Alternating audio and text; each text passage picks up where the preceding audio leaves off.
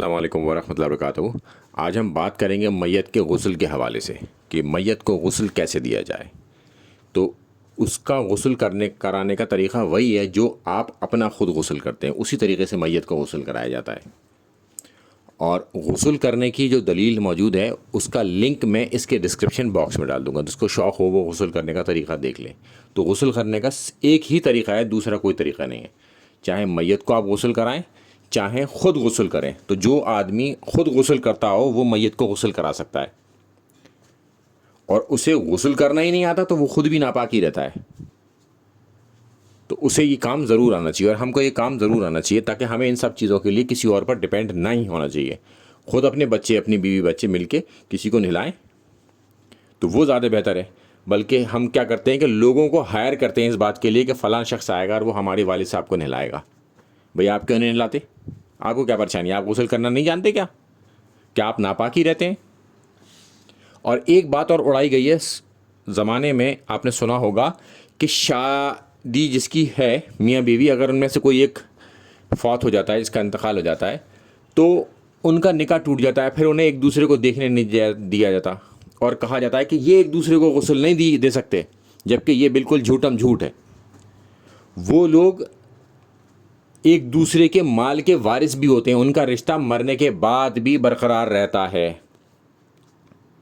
تبھی تو وہ ایک دوسرے کے مال کے مالک ہوتے ہیں۔ ہاں، اس کے بعد عورت کسی اور سے بھی شادی کر سکتی ہے، چونکہ اب وہ اس کا خاوند زندہ نہیں رہا، مگر اپنے خاوند کی پراپرٹی پر اس کا رائٹ ہے۔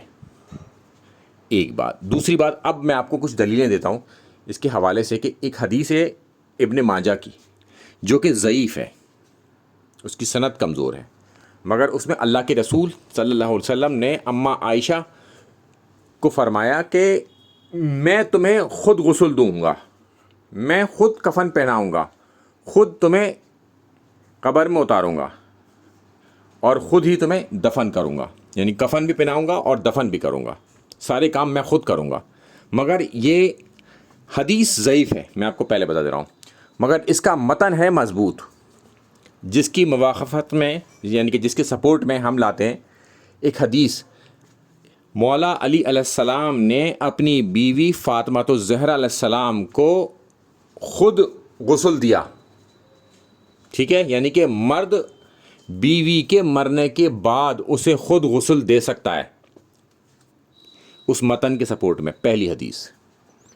پھر دوسری حدیث اسی متن کے سپورٹ میں، جو کہ حضرت عبداللہ ابن عباس رضی اللہ تعالیٰ عنہ نے فرمایا کہ مرد زیادہ حقدار ہے کہ اپنی بیوی کو غسل دے، یعنی کہ اب وہ حقدار بھی زیادہ ہوا، یعنی کہ اور کوئی نہ دے، اس کا خود شوہر دے اسے غسل،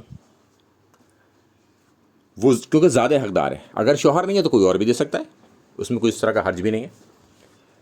اور پھر اس کے بعد ایک اور حدیث کے نیچے آپ دیکھیں گے کہ مرد کے اپنی بیوی کو غسل دینے میں کوئی حرج ہی نہیں ہے، یعنی کہ اب اس کے سپورٹ میں 3 متن آ گئی، 3 صحیح سند کے ساتھ حدیث ہیں اس متن کے سپورٹ میں جو اللہ کے رسول صلی اللہ علیہ وسلم نے فرمائی۔ اب ہم چلتے ہیں اس کا الٹ، کیا عورت بھی اپنے شوہر کو غسل دے سکتی ہے؟ جی بالکل۔ حضرت ابو بکر کو ان کی بیوی نے غسل دیا تھا، یعنی کہ خلیفہ اول کو خود ان کی بیوی نے غسل دیا۔